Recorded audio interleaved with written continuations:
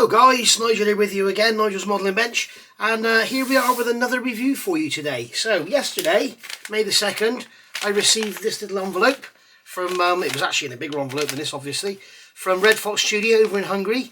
They sent me an email, they said they were sending me some of their new stuff, and all I know is, I know there's some instrument panels in here which you've all seen before, but these are going to be different ones, and all I know is there's one in particular that I'm really interested in because I've got the kit. So let's have a look at what's in here. And it's my birthday today, so this is like happy birthday to me from Red Fox. And there we go, we've got some, I'm hoping they send me some more stickers because I want a sticker to put on the bench. So here we have a lovely bag of instrument panels. So I know that one we got in here, that's the one I was hoping for. There we go. That one there, that's the one I was looking forward to, is the instrument panel for the Havilland Mosquito Mark 6 for the Tamiya kit. So we'll have a good look at that one in a second. We've got this one here. I didn't know I was getting this one. This is 124th. Yeah, 124th F6 F5 Hellcat. This is going to be for the Airfix kit. So luckily I've built up the cockpit and everything using the Airscale instrument panel in the US Navy version, but this one is actually going to be used in the British version, I think. So that'll be very nice. Because obviously if you're doing a US Navy one, you should really use a night fighter instrument panel which sort of hides it all, so it's good to have it on a non-night fighter. Here we've got 24 scale BF 109 G6. I'll be honest, I did know this one was coming, and this one is for the trumpeter kit, but I should imagine you could use it in the Airfix as well, so we'll have a good look at that one. And this one here, 1/24th scale P47d Thunderbolt for the Kinetic kit, and yes, I actually have that one as well. So this is a really nice set. It's not just got an instrument panel, it's got some bits and pieces there as well. So we'll have a good look at that one. First of all, I want to look at this one. This is for the Havilland Mosquito, and the way we're going to open this is with a pair of old cutters. I'm going to just open up this staple and take the packet apart properly. There we go. Where's my bin gone? There it is. Right, so rather than cut anything about, so have a good look at this one. Now, I have actually, because knew this was coming, I'm actually prepared with some alternatives to show you just how good this is. Right, so, usual thing with Red Fox, they're basically based in Hungary and they do a few bits and pieces. Go look at their website. It's Red Fox, it's on there. www.rfstudio.hu is their website. Go take a look. Their range is growing very, very fast, but they mainly do these 3D color printed instrument panels, and if you've seen these before you'll know they're absolutely beautiful. So usual sort of Red Fox instruction set. So we've got this sheet here which has given us the numbers of all the different panels and all the different parts which are on the actual 3D printed sheet there. And then here we've got our instructions. So here it's showing you the layout of the actual 3D printed panel. Then it's going into here and it's telling you to cut and remove original kit parts to sand away the finish and everything. Attention, the blue parts are not smooth, please sand them first. So obviously you're going to remove the detail from there and to add these 3D printed parts, and believe me, they are beautiful. And I will be doing this because, as you all know, I've got a Mosquito which is pretty much done and I want to get this in there. And then we've got here, we've got how you actually apply the different parts. So you've got this one here is like your sprue call out, if you like.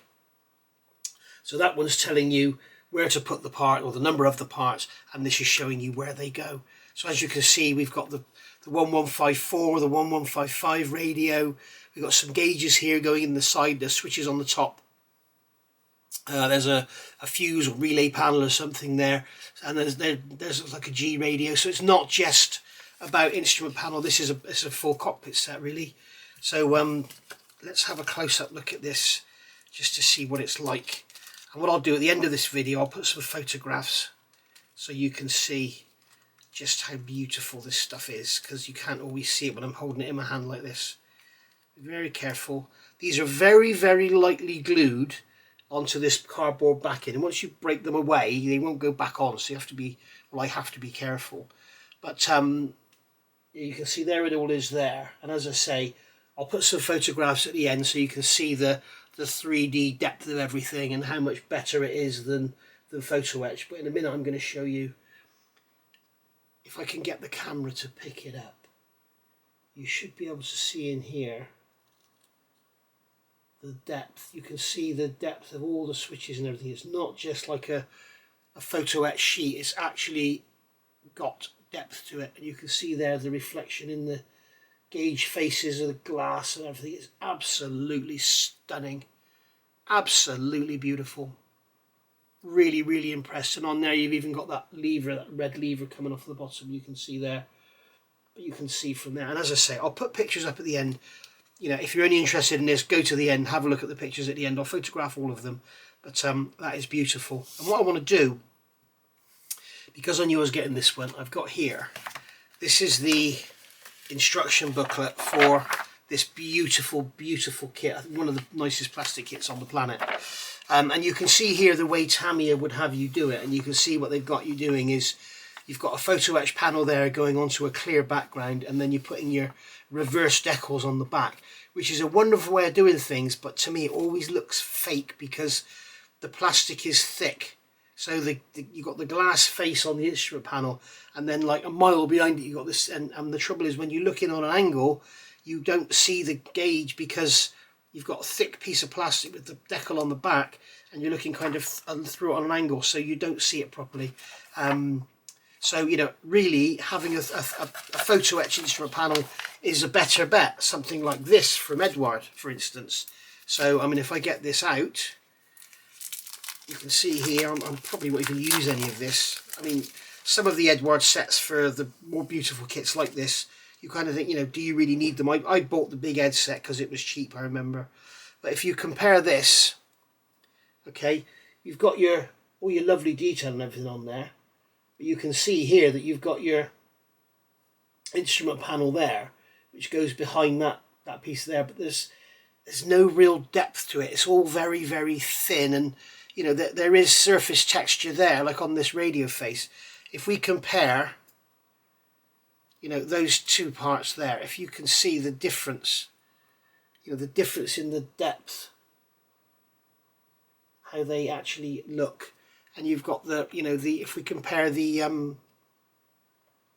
instrument panel there, you know, you look at that one, look at this one here with the glass and everything, and the actual rim, the bezel around the actual gauge. You look at this one, it's all a bit sort of, it's there, but it's nothing like this.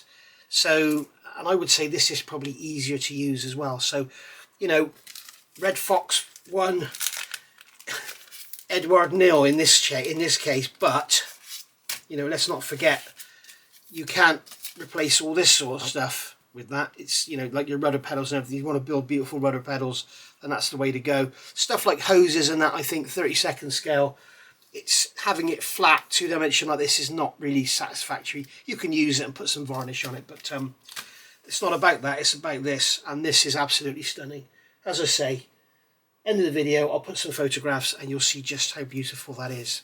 So we'll put that to one side. Next up, we have the P47d Thunderbolt. This is in 24th scale for the Kinetic kit. I've actually got the air scale set for this one, and I think I reviewed it. On the subject of air scale, they're actually about to start doing seat belts, and Peter's going to send me some as soon as they become available. So this is for the 1/24 scale P47d Thunderbolt from Kinetic. I've got the Razorback one. And again, this is absolutely stunning. Again, we've got the sheet there, which is telling you what all the part numbers are. And then you've got your instructions here. Same thing again. It's telling you to remove detail from the parts before you glue these on. And then it's telling you where they go on. And then you've got an optional here. It's saying here as well, you can read that yourself, but it's basically saying on there that you shouldn't bend them. They are quite brittle, and they also give you the interior colour recommended for the actual kit as well. So very nice indeed. Let's have a look at these panels. As I say, I will have photographs up for you at the end. So let's have a look at these. Come on, open bag. Being very careful not to damage it, bend it, touch it, breathe on it. Come on. Come out, you swine. There we go. So you can see there, that's absolutely gorgeous. I mean, 24 scale, this is a must, I think, because it's just so big and you need the detail. But there you go. And you can see down here, we've got the pouch there for the flight, for the pilot's notes, and we've got some placards there as well. They're all three-dimensional. They're all beautifully done, and they've all got that lovely texture to them. So absolutely stunning. Trumpeter 1/24 scale Messerschmitt BF 109. If somebody has this kit and they're building it, if you send me photographs of your part finished cockpit, I will send you this set for free, because I don't think I'll be building a 1/24 scale 109 in my near future. So the only stipulation is, send me a picture of your cockpit as you're building it, and then I want to see a photograph of it finished with this in there, and I can put it up on the channel. So once again, we've got the same thing here, colour call out with the, not a colour call out with all the parts and everything there. Okay, so we've got the same thing again, telling you where to remove plastic. They're giving you a recommended interior colour, and there again you can see where you're fitting all the parts. So once again, we have a beautiful set of 3D colour printed panels. Please come out and don't catch on the corners. There we go. So again, you can see not quite as comprehensive as the others, but it depends how much their instrumentation there is in the aircraft you're dealing with. But there you go, absolutely gorgeous, beautifully done. Nice to see as well the colours. When you look at this, the actual colour is actually the correct grey. It's not that speckled effect you see on some others. So it's actually very, very nice. And we've got some placards down in the bottom right hand corner as well. So that's the 1/24 scale Messerschmitt 109, and here it's going to be one of my favourites. Oh yes, this is going to get me to do my Hellcat again, because I want to use this. This will go in, as I say, this will go in the British one. Ugh. So that'll go there. So we can pull this out of this bag if it wants to come out. There we go. And the same again, you can see we've got the layout there. We've got the sort of sprue guide there, if you like, if that's what you want to call it. That's telling you numbers of your parts going on, all in high quality paper. And then we've got the, you know, clean up these bits, remove detail from here, blah blah blah blah blah. And there's the panels going on there. So it's all very, very nice indeed. And they're recommending a MiG 0220 interior green. I always use Mr. Hobby H58 for my American aircraft.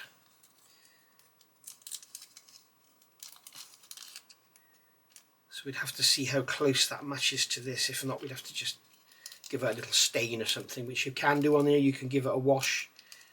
It does say in the instructions, I think it will say it's resistant to, there we go, usable varnish types, ester, white spirit, nitrous, lacquer and acrylic based. A durable UV resistant surface, so you can pretty much use anything on these.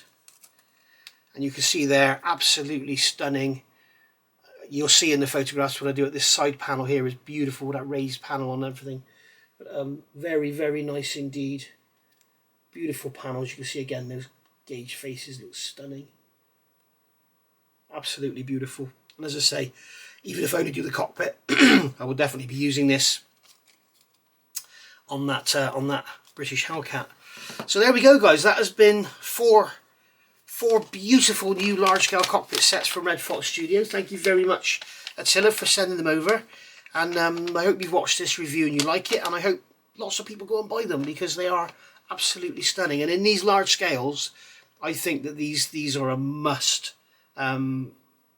because there is no other way of accurately just doing a, you know, not that nice. I mean, the airscale stuff is bloody gorgeous, but it doesn't have that depth. It can't have, from Photo Etch, you can't get the depth you're getting from this.